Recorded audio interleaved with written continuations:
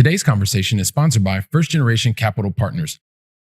We need to give the people who are less fortunate than us, we can give them hope, first of all.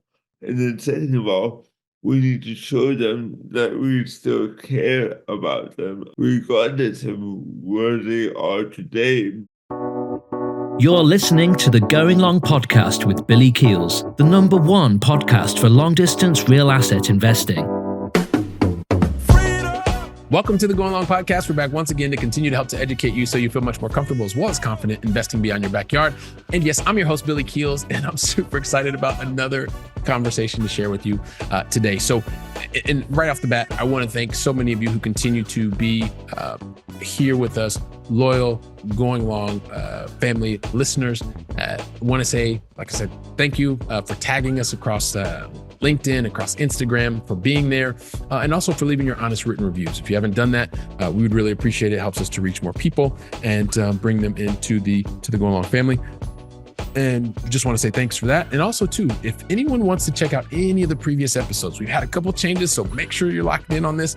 Just go to billykeels.com/podcast, and you'll be able to find every single podcast ever done before, the transcripts, the video, the audio. You can find it all over there. So billykeels.com/podcast, and you will be able to find out everything there. So listen, today we have a fantastic conversation. It is a conversation from a gentleman who is going to be very inspiring to so many of you. I am absolutely sure. I left the conversation feeling motivated and fantastic. So think about living on the West Coast of the U.S. You've got your corporate job and you are in your role, and you recognize like, hey, listen, there are people that are actually doing things where their income is not coupled to the time that they're putting in their job. So he figured it out. He has followed a path that is I think he would say a non-traditional path. I think he hits us in the first couple seconds with, he wants to address the elephant in the room. I'll have you listen to understand what the elephant in the room is. This is a guy who's been able to, in spite of society having low expectations for himself, he's held himself and holds himself to a higher standard, and he is continuing to move forward in spite of, or as he uses his superpowers. I'll just leave it there. Definitely want to check this conversation out, because we're going to have the founder of Malabute Properties LLC and also the head of reporting for Cashflow Champs, Mr. Jason Malabute. We're going to get to that conversation just after this. So if you want to understand how leveraging accounting skills as well as a desire to think big, how that can boost your long distance investing success, then guess what? Today's the conversation you're going to want to listen to until the very last word. You know what? Just like I say every time, to the very last word, because check this out. Today's guest not only has started his career as an accounting data as an analyzer, he's also then used that knowledge and became the chapter president of Multifamily Masters. He's also had roles as senior accountant for high net worth individuals, and I really want to find out more about that. I think like 5 million plus and beyond. He's also the founder of Malabute Properties LLC, as well as the head of financial reporting for the Cashflow Champs. It gives me great pleasure to welcome to today's conversation, Mr. Jason Malabute. Jason, welcome to the show, man. Hey, Billy. Thank you for having me. Yeah, man. I am super excited about having you share your knowledge and the things that you have been doing, the lives that you've been positively impacting. And I know it's going to be absolutely fantastic. So I loved our pre-conversation, and I know that the Going Long family is going to get massive, massive value out of today's conversation. Thing is, I think I told you in the beginning, I'm going to ask you 2 questions in the beginning. You're going to help us get to know a lot more about you. And then you know what? We're going to wrap things up with the Going Long final 3 at the end. So the thing is, I want us to get started, man. So as long as you're ready, Jason, help us understand with question number 1. Where is it that you call home today? I'm in Los Angeles, California. Fantastic. So out on the left coast, that we always like to say, of the USA. So appreciate you sharing that. And then one of the other things, Jason, I really am a big fan of positivity. I don't know many people who aren't. I know you are too. So help us understand, what is the most positive thing that's happened to you, or let's say for you, in the last 24 hours? Well, it's definitely waking up this morning because when I woke up this morning, I mean, sorry, let me rephrase that. What I meant to say is that when I went to sleep last night, um, I am not where I want to be exactly in life. But when I woke up this morning, I have another opportunity to get one step closer. So, that's one thing that I'm very thankful for is waking up today. And I think that's such a powerful perspective, Jason, because and I like how you frame that, right? It was even though when you went to sleep last night, you weren't where you wanted to be. The fact that when you have the opportunity to get started and continue to move and advance again this morning, it's such a great gift.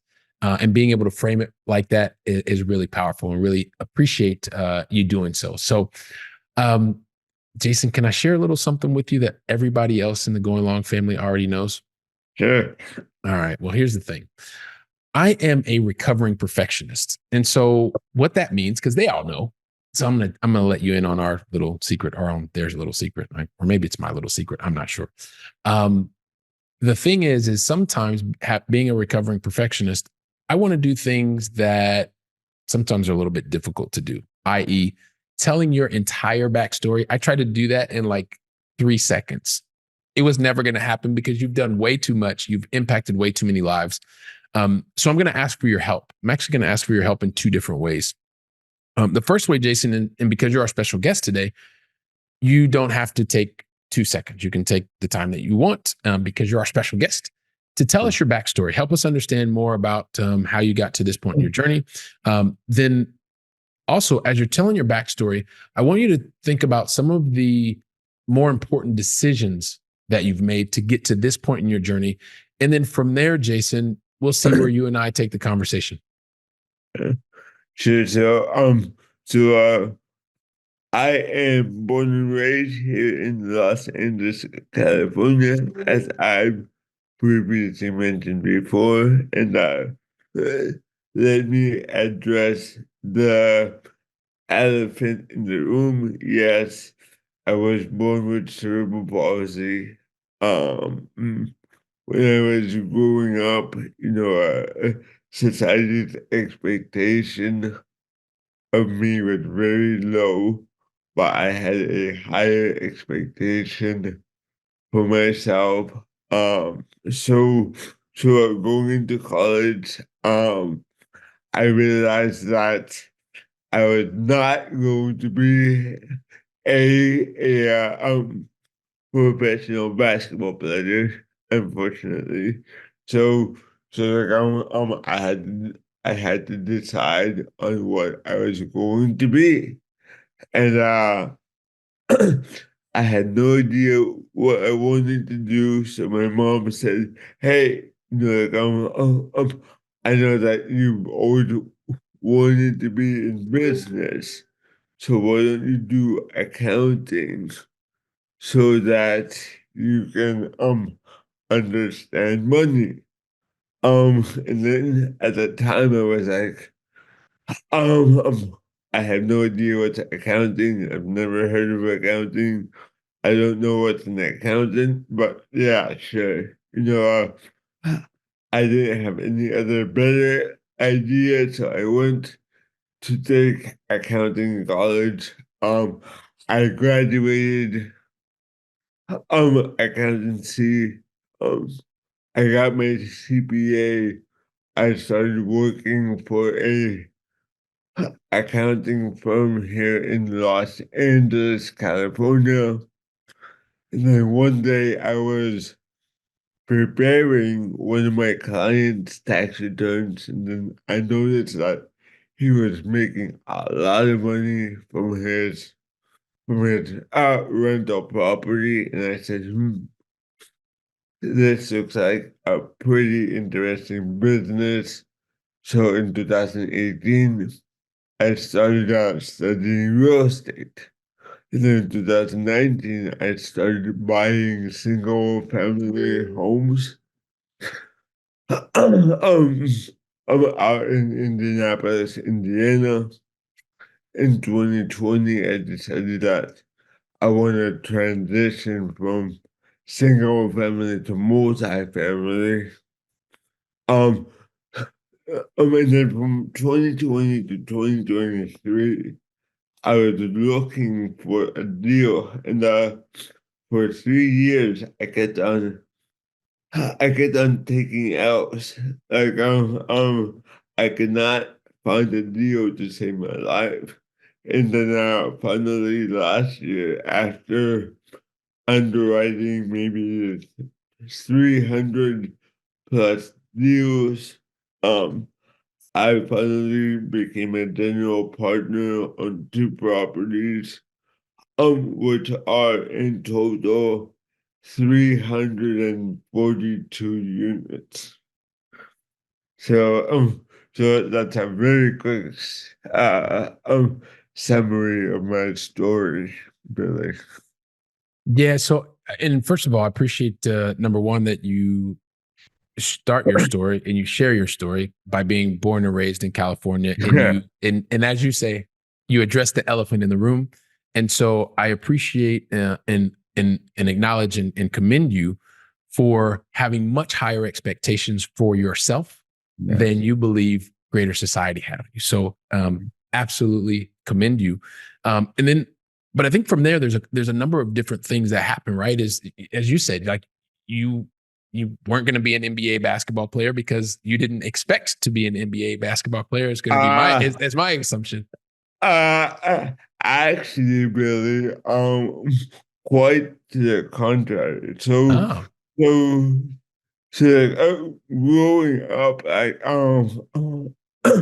I always had this kind of healthy form of delusion, as some people might say, or uh-huh. I might say, self belief that I always had this way of thinking of like if I really wanted to do something, and Hmm. that if I put in if I put in the right amount of time into something, I could be anything. Love it. I remember when I was a kid, I would play basketball every single day for about 8 hours, Mm, and like during that time, there was nothing that you could have said to me that would convince me in thinking that I would not be the first professional basketball player with a disability, and obviously that did not happen.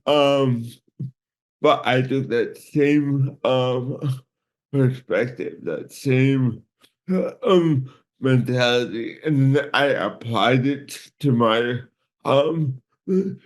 business.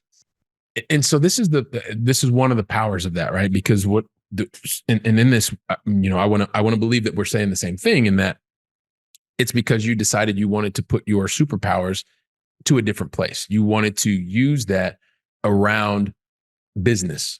Yeah. One of the things, as you mentioned before, as you made that as you talked to your mom and she was telling you about accounting, and even though you didn't know what accounting was, Yeah. it was going to help you understand more about business. And Yeah. so you went down that path. You understood more about business. You understood more about money because that was one of the things that you were interested in. And so you then used your superpowers to be able to go out and get the CPA. That CPA showing that you had the hours spent, the knowledge base, and that you would be able to go out and help others. So from there, you then work for the firm. And as you're working for this firm in California and LA, you start realizing, like, and this is my question to you, right? Because you said, well, you start you're working with these people and you start realizing, whoa, hang on a second. What's happening here?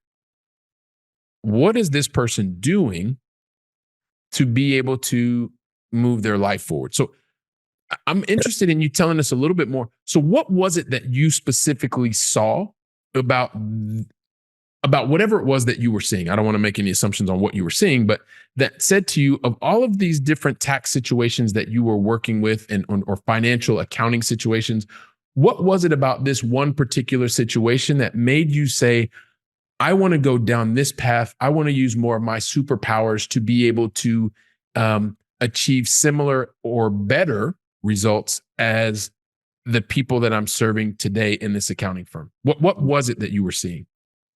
So I would say that the journey began before I got into accounting. The Okay. journey began one day when my dad sat me down and he said, "Hey son, I know that you like the funnier things in life.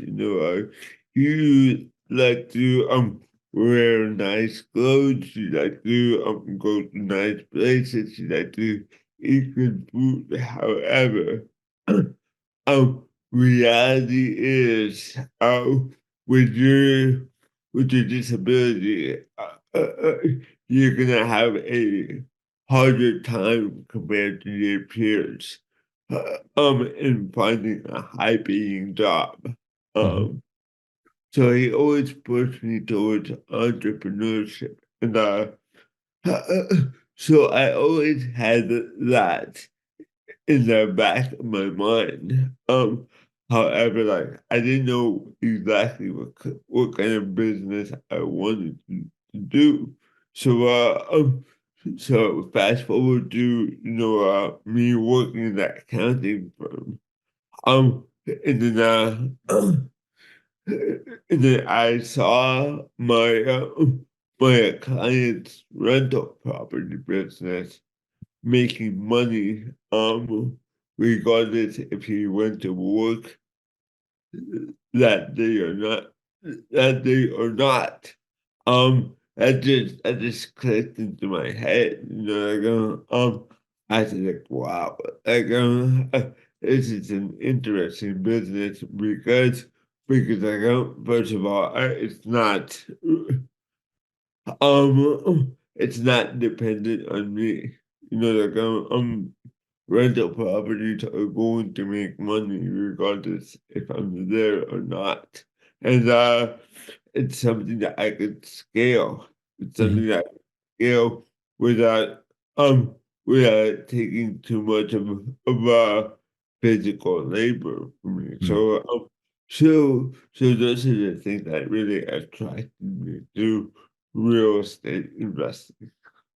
And so as you see this, right, and I have a different take on than well, it's not a different take, but it's just you talk about your disability. I tend to think it's a superpower because you're able to focus and really double down on the things that you want to be able to achieve. I believe in the same way that you do that when you put your mind to something.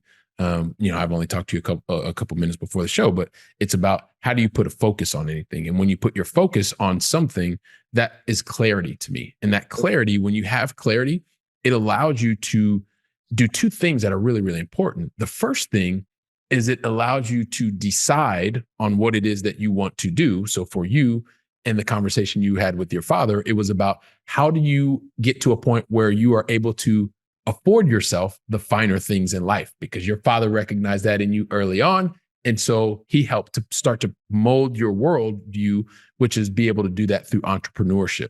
And then the second thing is it allows you to act on the thing that you've decided on, which it makes to me perfect sense based on what you've talked about, that you were then able to go out and achieve a very high level in terms of CPA to understand more about the accounting that you were studying, which helped you to understand more about money and business. So I always look at it as a superpower that you are now focused on, and you're able to start to drive the results.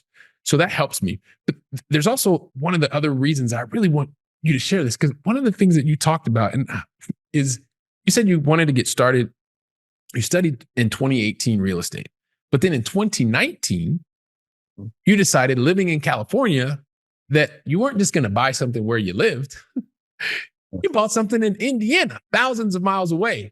So there are so many people that have this tendency to not want to even invest in their backyard.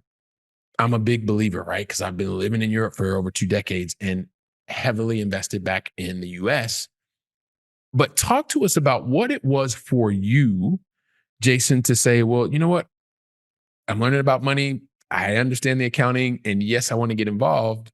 But rather than doing what most people say is the way to get started, which is in your backyard, at a certain point, you decided a year after studying that you were going to make an investment in your time and your energy and financial resources in Indiana. What motivated you to want to do that with such a far distance in between? So, during that time, I was doing a lot of research, and then I was learning that California, New York, Illinois, these are all tenant friendly Hmm. markets, and the those can be a headache. So, so that's why I was looking at markets that are more landlord friendly. Um, Mhm. then I also was reading that um multi-family prices is not the same. Mhm. Um, um, in every market. So I was reading that out in Indianapolis, it's more of a cash flow market Mhm. because at the time you could just purchase properties at a much better cost basis. In Mhm. fact, I still remember one of my properties that I purchased. Purchased it for $40,000. You're not going to be able to buy anything for $40,000 here Yeah. in California. So, that was my thinking back then when I first started investing out of state, and um, I still remember, when I first started telling people that I'm gonna go invest out of state. I heard every single comment, opinion. People were saying that I'm crazy, that I'm just waiting for somebody to steal my money. I'm just asking for people to take advantage of me. And fast forward to 2024, I'm still waiting for somebody to steal my money. You Yeah, know. yeah, yeah. No, no. And I can yeah, I mean these are life lessons and these are you being able to identify where the market opportunities were, right? So there was a specific location where you happen to live that didn't fit your investment criteria because you're looking for cash flow. And as you're getting educated, you recognize that the location in which you lived, i.e., Los Angeles, California, is probably not the location that is going to give you the highest probability of generating cash flow. So Yeah. rather than looking at what you couldn't do, you were focused on where can I make this possible? And so you went to a place, didn't allow geography to keep you stopped in a very similar way that I didn't allow living overseas to keep me from doing the similar kind of thing um, uh, back in back in the US. But probably from you in California and me here in Europe, we could probably meet somewhere in between. So two things really quickly. I know that also one of the things for you that's really important is to be able to give back, right? Philanthropic ventures are something that you are really focused on. Now, before we talk about those philanthropic ventures specifically, I know based on the what you've learned, what you've put into practice, um, also being general partner, you talked about the 342 doors. There's also this desire to also want to be able to give back through mentorship, right? So can you talk to us a little bit about kind of what it is that how your involvement is in mentorship? And then I'd like before we get to the Go Along Final Three just to talk to us about some of the philanthropic focus that you have. But talk to us about the desire and the mentorship and how you are focused there. Yeah, so I would say that, from 2020 to 2023, I was looking for deals and I was unsuccessful. So I was looking for deals for 3 years. Hmm. And and I believe that if I took the right mentorship program from the beginning, I think that I would cut that amount of time significantly. And I noticed that people who are first getting into real estate, they are making two big, three big mistakes. First big mistake is that they try to figure it out by themselves. This leads to either A, them never buying anything, or B, they purchase something that is a bad deal and it's going to ruin their career. That's the first mistake. Um, the second mistake is that they pick a mentor who is not buying in today's market. Rather, they were buying deals back in 2008, 9, 10, 11, 12. And even though those mentors are teaching them fundamental um, good underwriting, those strategies are not going to win you deals today Hmm. because because we're in a different market today. Um, and number three is they um they go with a guru style of a mentor, and these mentors are teaching them strategies that are just way too risky, and you're seeing that now in today's real estate market. We have $130 billion in loan maturities coming in the next couple of years. And unfortunately, Billy, a lot of those deals are going to go for cent on the dollar, or they're going to get foreclosed on. And um, this could have been avoided if these students were taught fundamental real estate investing that was not so risky. So so that's why I am telling everybody about our mentorship program because first of all, this is the same program uh, that I took back in 2022, Hmm. which led me closing on those two deals totaling 342 units. So that's why I'm a big encourager in mentorship programs because they will take you from here to here at the shortest amount of time.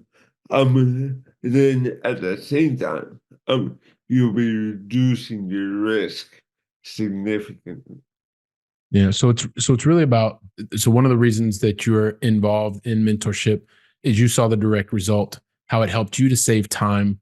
It helped you to also be surrounded by others who were not necessarily practicing the guru strategies, maybe the higher risk, perceived risk strategies that someone was purchasing in the market of today, not of 15, 20 years ago, and also helped you to avoid being able to, or helped you to avoid doing things by yourself.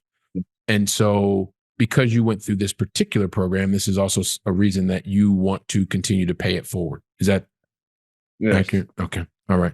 So I appreciate that, man. And then so thanks for giving us that insight and a part of your desire to give back. And I also know, and I'd like to, before we get to the going long final three, because it's about that time, talk to us about your philanthropic ventures and how that is also what you're doing in that space. Yeah, giving back is very important because Because we always have to remember where we came from, and we need to give the people who are less fortunate than us, so that first of all, so that we can give them hope, we can give them hope, um, Mhm. and show them what is possible. First of all, and then second of all, we need to show them that we still care about them, regardless of where they are today, because like I am living proof regardless of where you are today, you could be in a totally different place tomorrow. Mhm. That's why I'm a big believer in that giving back. I still remember a couple of years ago, when I was still running our meet up here in Los Angeles. We had a toy drive, and then we had about 32 toys donated to us, and we were able to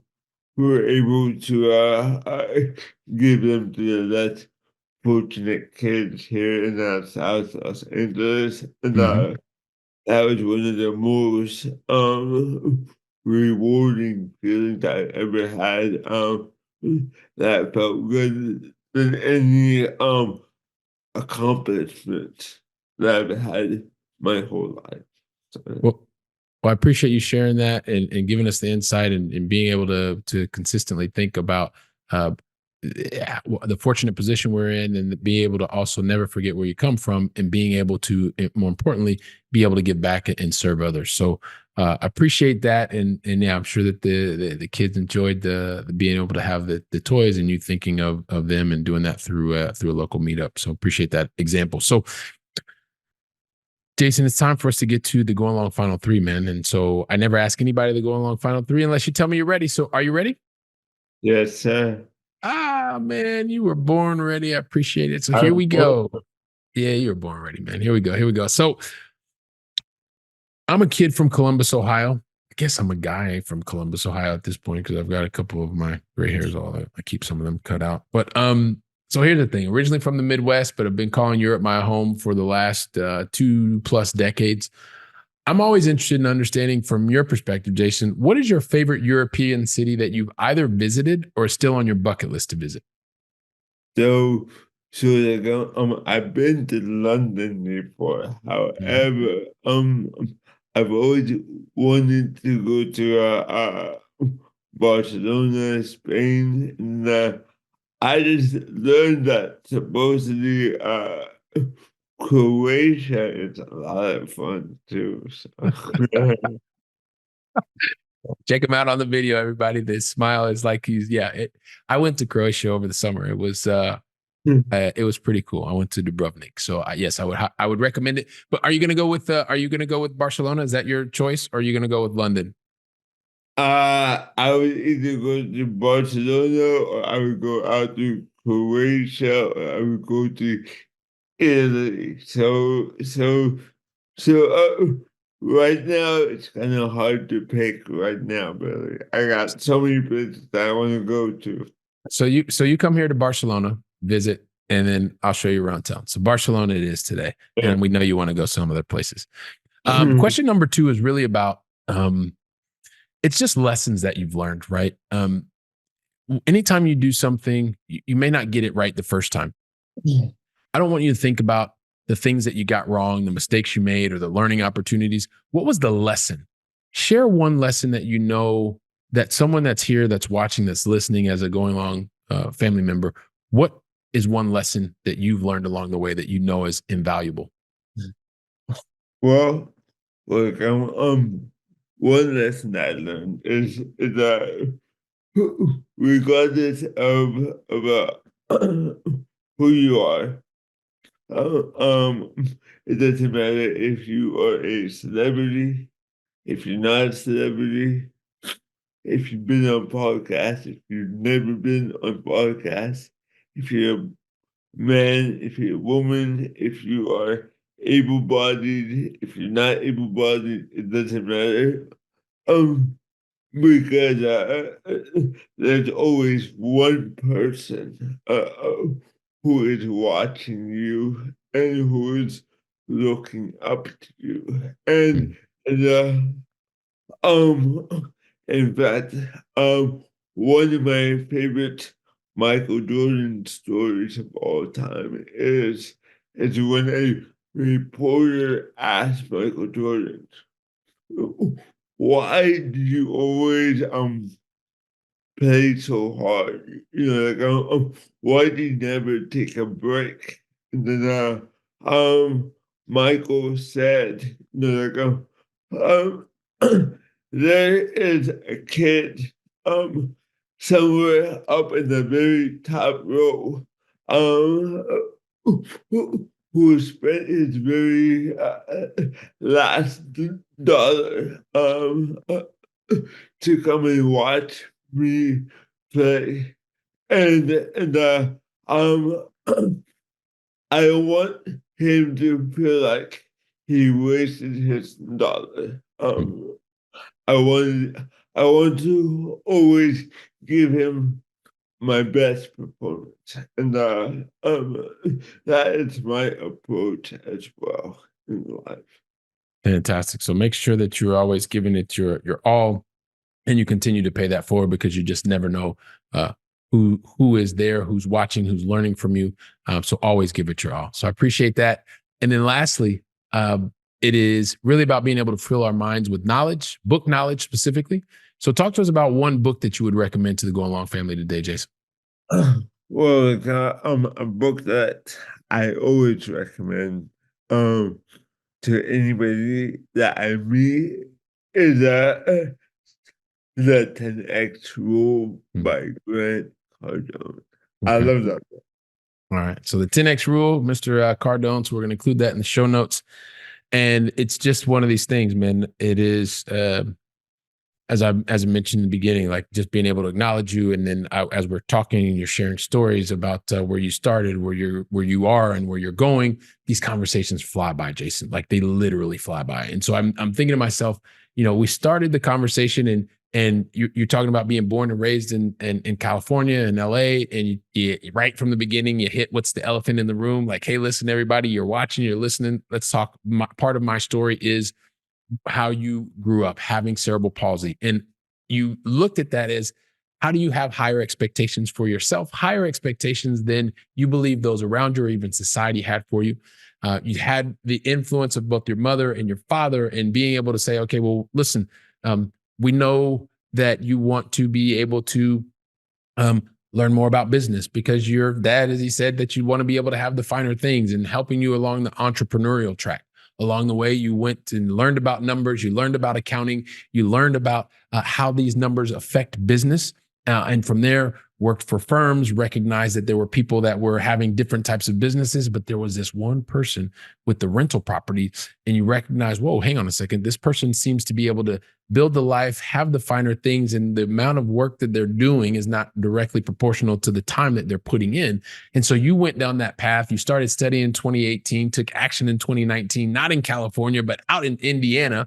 People told you, man, you can't do this. You're not going to do that. It's going to be a disaster. And not only have you continued to learn, you've continued to grow, you're continuing now to help others do the same. You've been, as you mentioned before, general partner on a number of different properties that are 342 different units, and you're helping other people be able to do the same. You're continuing to be that light that shines and shows others the path. And so I know the Going Long family is like, Billy, just ask him the question. Stop doing all this talking. So I'm just going to ask you the question, Jason.